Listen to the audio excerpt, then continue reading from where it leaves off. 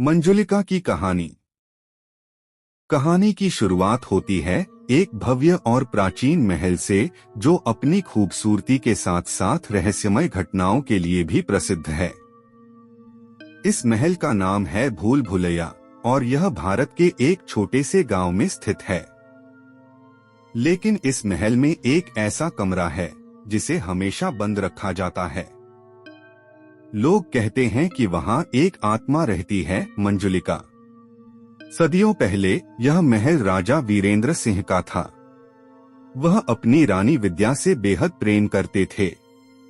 राजा के दरबार में एक नर्तकी थी जिसका नाम मंजुलिका था।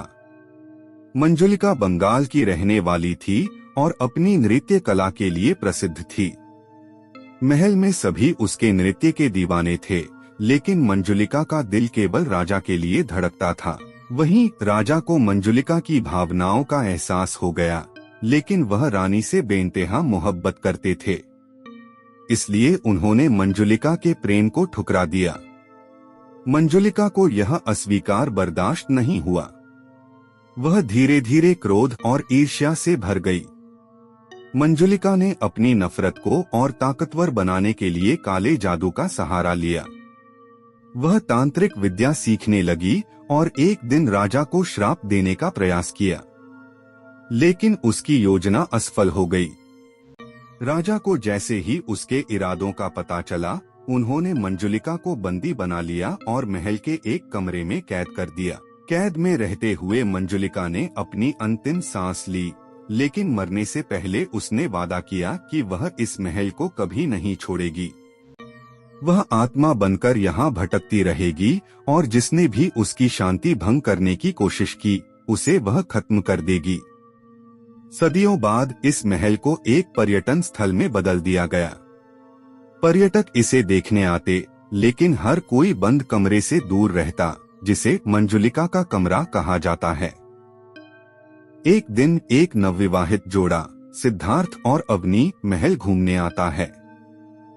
दोनों को इस महल के इतिहास में बहुत रुचि होती है।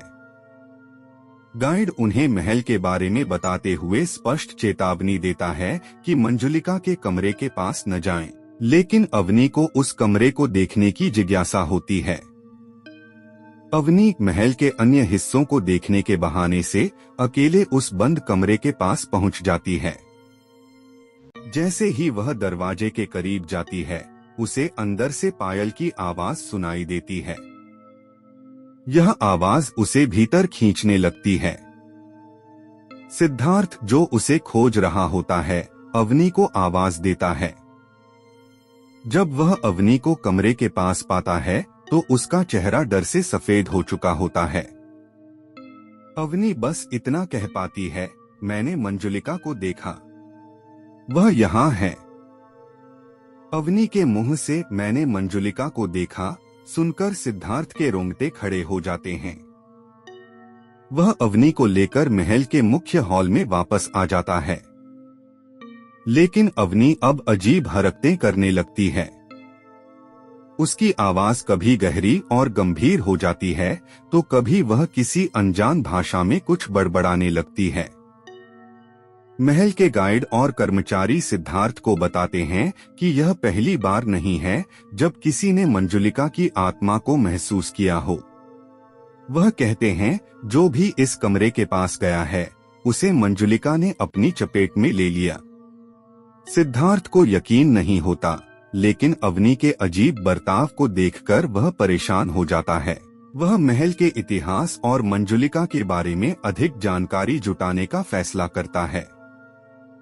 गाइड उसे बताता है कि मंजुलिका की आत्मा अभी भी अपने अधूरे बदले की आग में जल रही है। वह राजा और रानी को दोषी मानती है और हर उस व्यक्ति को अपना शिकार बनाती है जो महल के बंद कमरे के पास जाता है। यह सुनकर सिद्धार्थ का मन करता है कि वह तुरंत महल छोड़ दे, लेकिन अवनी की हालत अब और बिगड़ने लगती है। वह रात के समय अचानक जागकर जोर जोर से चीखने लगती है। उसकी आंखें लाल हो जाती हैं और वह मंजुलिका के नाम से खुद को बुलाने लगती है। महल के कर्मचारियों में से एक बुजुर्ग व्यक्ति सिद्धार्थ को सलाह देता है कि वह गांव के एक तांत्रिक की मदद ले। तांत्रिक को जब पूरी घटना बताई जाती है तो वह कहता है, मंजुलिका की आत्मा अभी भी अधूरी इच्छा लेकर भटक रही है। उसे उसके कमरे में कैद किया गया था, लेकिन उसकी आत्मा को पूरी तरह से मुक्त नहीं किया गया। जब तक उसके अधूरे काम पूरे नहीं होंगे वह शांति नहीं पाएगी। तांत्रिक बताता है कि राजा ने मंजुलिका की मृत्यु के बाद उसके कमरे को बंद करवा दिया था, लेकिन उसकी आत्मा ने एक श्राप छोड़ा था। वह श्राप यह था कि कोई भी इस महल में शांति से नहीं रह पाएगा। तांत्रिक सिद्धार्थ को चेतावनी देता है कि यदि अवनी पर मंजुलिका का प्रभाव बढ़ गया तो वह पूरी तरह से आत्मा के कब्जे में आ जाएगी। तांत्रिक सिद्धार्थ को एक अनुष्ठान करने के लिए कहता है, जिसमें उसे बंद कमरे में जाकर मंजुलिका की आत्मा से सामना करना होगा। सिद्धार्थ के पास अब कोई और विकल्प नहीं बचता। वह अवनी को बचाने के लिए इस जोखिम को उठाने का फैसला करता है। रात के समय जब महल शांत होता है, तांत्रिक और सिद्धार्थ उस कमरे का दरवाजा खोलते हैं। जैसे ही दरवाजा खुलता है, ठंडी हवा का झोंका आता है और पायल की आवाज गूंजने लगती है। कमरे के अंदर अंधेरा और डरावना सन्नाटा था। अचानक मंजुलिका की आत्मा प्रकट होती है। उसकी आंखों में आग और चेहरे पर क्रोध था। वह जोर से चीखते हुए कहती है, मेरे प्यार को ठुकराने का बदला मैं हमेशा लूंगी। मंजुलिका की आत्मा को सामने देखकर सिद्धार्थ और तांत्रिक दोनों चौंक जाते हैं।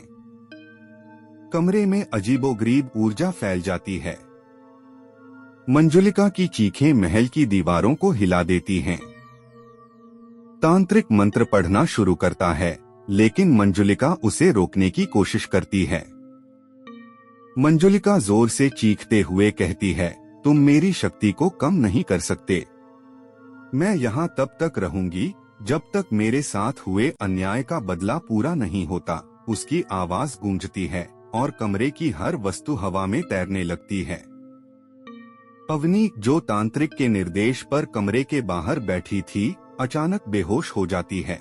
सिद्धार्थ उसे देखकर डर जाता है और तांत्रिक से पूछता है, क्या वह ठीक हो जाएगी? तांत्रिक उसे शांत रहने के लिए कहता है और बताता है कि आत्मा को शांत करने के लिए अनुष्ठान पूरा करना होगा। तांत्रिक मंजुलिका से संवाद करने की कोशिश करता है। वह उससे पूछता है कि वह इतनी नाराज क्यों है और उसे शांति क्यों नहीं मिल रही। मंजुलिका की आत्मा धीरे धीरे शांत होने लगती है और उसकी कहानी सामने आती है। मैंने राजा से प्रेम किया, लेकिन उसने मेरी भावनाओं का अपमान किया। उसने मुझे इस कमरे में कैद कर दिया। मैं मर गई, लेकिन मेरा प्रेम और मेरी नफरत दोनों यहीं रह गए। मैं हर उस महिला को अपने कब्जे में लेती हूँ जिसे राजा जैसा प्यार मिलता है, क्योंकि मुझे वह कभी नहीं मिला। सिद्धार्थ यह सुनकर समझ जाता है कि मंजुलिका की नफरत का शिकार अवनी बन चुकी है। वह तांत्रिक से पूछता है, अब हम क्या कर सकते हैं? तांत्रिक बताता है कि आत्मा को मुक्त करने के लिए उसे उसके अधूरे काम पूरे करने का आश्वासन देना होगा। मंजुलिका से पूछने पर वह कहती है, मुझे वह प्यार चाहिए जो मुझसे छीना गया। मेरी आत्मा को केवल तभी शांति मिलेगी जब मुझे सम्मान और प्रेम के साथ विदा किया जाएगा। तांत्रिक ने सिद्धार्थ और अवनी को साथ बैठाकर एक विशेष अनुष्ठान करने को कहा। सिद्धार्थ को मंजुलिका की आत्मा से क्षमा मांगनी थी और यह वादा करना था कि उसका नाम और उसकी नृत्य कला को हमेशा याद रखा जाएगा। सिद्धार्थ ने मंजुलिका की आत्मा से कहा, मैं तुम्हारे दर्द और तुम्हारी नफरत को समझता हूँ। मैं वादा करता हूँ कि तुम्हारी कला को इस महल में अमर बनाया जाएगा और तुम्हारा नाम हमेशा सम्मान से लिया जाएगा। यह सुनते ही मंजुलिका की आत्मा धीरे धीरे शांत होने लगी। कमरे में फैलती डरावनी ऊर्जा कम होने लगी और उसकी आत्मा ने कहा, अब मैं शांति से जा सकती हूँ। लेकिन याद रखना, मेरा वादा कभी मत तोड़ना। अनुष्ठान पूरा होते ही कमरे की सारी अजीब घटनाएं खत्म हो गईं। अवनी को होश आ गया और उसकी हालत सामान्य हो गई। मंजुलिका की आत्मा ने महल छोड़ दिया और महल में पहली बार शांति का अनुभव हुआ। सिद्धार्थ और अवनी ने वादा किया कि वे महल में मंजुलिका के नाम पर एक नृत्य स्कूल शुरू करेंगे ताकि उसकी कला और नाम को हमेशा जीवित रखा जा सके। मंजुलिका की आत्मा को शांति मिल गई और महल अब एक नए अध्याय की ओर बढ़ा।